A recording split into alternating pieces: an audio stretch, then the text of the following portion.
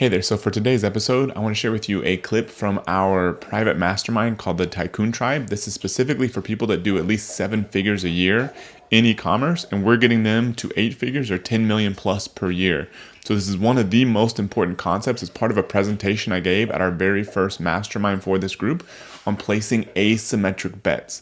That means high potential reward, low downside. I believe this is one of these 3 key secrets to growing any business as an entrepreneur and completely thriving. So please enjoy. And then the second one is place as many asymmetric bets as you possibly can. So what is an asymmetric bet? It means high upside, low downside. A payoff that looks something like this. Like if you can do something and it has the potential to add $1 million in revenue to your business, say per year, but your maximum cost is 5 or 10 grand, it's probably a good thing to do as long as you have the 5 or 10 grand and that's not going to wipe you out. The more of those kind of bets you can do, even if they have a low probability of success, the more likely it is that your business is going to scale. This is where I was kind of like circling back. It's like maybe we got a little lucky at Life Boost, but we tried Fury Fitness. I probably risked too much money, 25 grand. Fortunately, he risked more, which is good. But I was able to try later with Life Boost, didn't risk anything. There was no money that went in there. And it was basically a pure performance deal. And that could have not worked out, but that was just one of the many bets along the way. And I feel like you have those on a bigger scale, and you also have them within your business every single day. This is an investor that I kind of follow. He kind of says the same idea, different way of saying it. Says, heads I win, tails I don't lose much. Same thing, asymmetric bet. Some of these examples, new products, testing them, don't hope. As entrepreneurs, I think we're naturally probably overly optimistic. Otherwise, why would we be doing this? Because most people are not. They're too scared, and so they never do anything as far as financial risks. However, that can bite you when you get too confident that something new is going to work out, and you risk too much. So I think it's an idea of like testing new products, but not just banking your whole business on them working because you're super confident, you feel like you know your market and stuff. So testing within reason. New sales channels also, as long as you're keeping the lights on and everything else and is working pretty well in your business, you never know what next sales channel could do really well for you. I mean, Derek and Dan, for example, like at some point, I don't know what they were doing before, but at some point they put some videos on TikTok, tested some different things, took a course. One of the videos got like 4 million views. It's like they would have never known if they haven't given it that try. And so testing those things is good as long as you're keeping the lights on in every other area of your business. New marketing channels, social media, paid ads, platforms. Like we've thrown a lot of stuff against the wall. Most of it has not worked that well, but we've kept the things that have worked, and that's what's kind of allowed us to kind of keep scaling.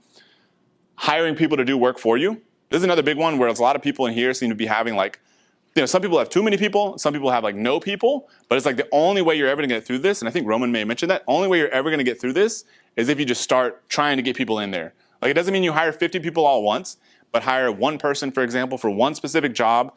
Maybe there's a 50% chance they work out or don't work out. That's fine. It's like if you get lucky and they work out, that's great. If not, do it again. Move on to the next person. As long as you're not trying to risk your whole business on the line, then that is an asymmetric bet worth placing because that's the only way you're ever going to get out of doing everything in your business yourself. Or even a specific area that's just causing you pain and you want to solve. Hiring new agencies. I feel this is my like anti-agency event. Same kind of thing. You got to try them out. Some of them will work. Most of them won't work, but you got to try them out and limit the risk is the most important part. If they try to sign you up for like a 12-month deal, then I don't think the reward is worth the risk. But if it's like a 30, 60, maybe 90-day test with limited financial risk, then it's probably worth it as long as you have time to actually manage them. Getting quotes from new suppliers. This is an area of the business that I feel like most of us don't dig into enough. If you can go out there and all of a sudden you can cut your product cost by like 20%, that's probably going to have a bigger profit impact on your business than almost anything else you do. But most of us don't do it enough. We're not actively going out there and getting quotes for our same exact products. Same for us in Life Boost. But another area that you don't have a lot to risk other than some time, but it could potentially save you millions of dollars a year and allow you to scale better. These are some of the other side, high potential downside risks. May not be worth it. Long contracts, agencies, employees, contractors, software tools, expensive product catalog expansion. So if you're like, oh, I really want to do this new product and my business is only doing, say, a couple $1 million a year, but this new product is going to cost like 100 grand in 6 months of my life and 5 hours a week and stuff, that trade-off may not be worth it. But if you can test them cheap, probably is. Completely new brands is another thing, because if you're going to kind of completely take your focus off your current brand to launch this new brand, that could be a risk not worth taking unless this one is really taken care of. High financial commitment marketing campaigns. You should be able to test almost any marketing channel for probably $5,000 or less, I think. Most of us, because most of us are selling products that are like, pretty much everyone's sub $100 except for a few different cases. So in that case, you should be able to get enough traffic with like $5,000 to test almost any marketing channel. And only in special circumstances would you probably want to go more than that. But if you can't find that out for $5,000, then maybe you test something different. Another one, risky marketing, such as manipulated reviews, lack of disclaimers, that kind of thing. Like if you're doing anything that has the potential to like increase your Amazon sales by like 20, 30%, but also has the risk to kill your entire Amazon business, that's probably not worth the risk. So looking for the high potential upside, limited downside risk. This is a model that I think kind of helps with this whole thing that I heard about. I don't remember where I heard about it, but it's stuck in my head ever since. And I think it kind of helps think about this and kind of make it a little more actionable. So the core growth exploratory model, how to place smart bets while keeping the lights on in your business. So the idea is that you've only got so much time, so much money, so many resources.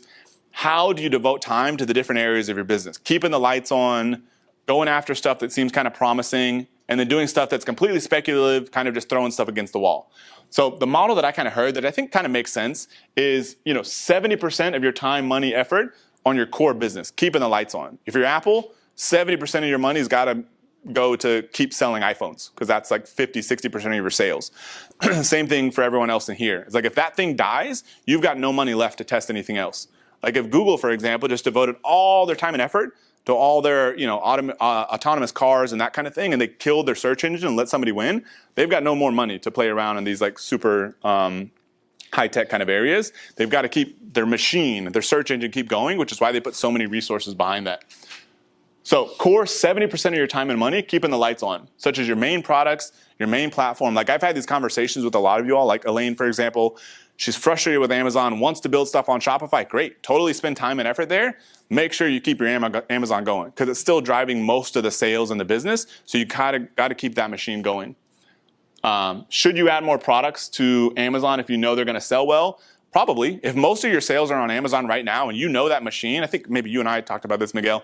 If you know that machine, even though you want to build sales outside of Amazon, but you know you could increase your business by 20, 30% by adding another product on Amazon without a lot of risk, you should probably do it. Even though there's a risk, with Amazon and that kind of thing. But if you know that machine and you know it can grow sales and there's not a lot of risk, like you might as well keep doing that as part of your core function, because that's what you know, while also building other stuff. Keep optimizing ads if you're spending money there. Keep tracking performance. Keep trying to improve what's working every week so that it keeps working. Because inevitably there's competitors out there that are spending 100% of the time on that area of the business, and they're working as hard, if not harder than you, to try to beat you at what your core business is, which is why you got to keep paying attention there. Model that I like, that we've kind of talked about already, is kind of figure it out and then get somebody else to do it. So then that can allow you to devote more time to some of these other areas. So for example, if you know Amazon ads really well, you may at some point want to get somebody else to handle that, but you still got to keep an eye on it.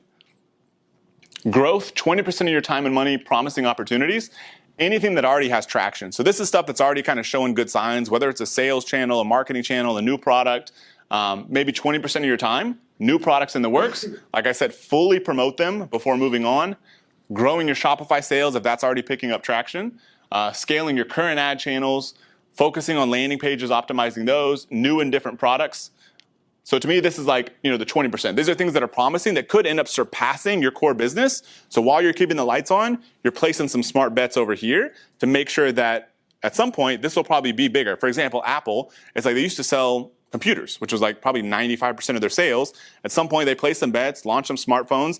iPhone now dwarfs their computer sales. So eventually, that's going to happen for all of us. So you got to keep the lights on, but you got to keep placing new bets and keep feeding those things that look promising.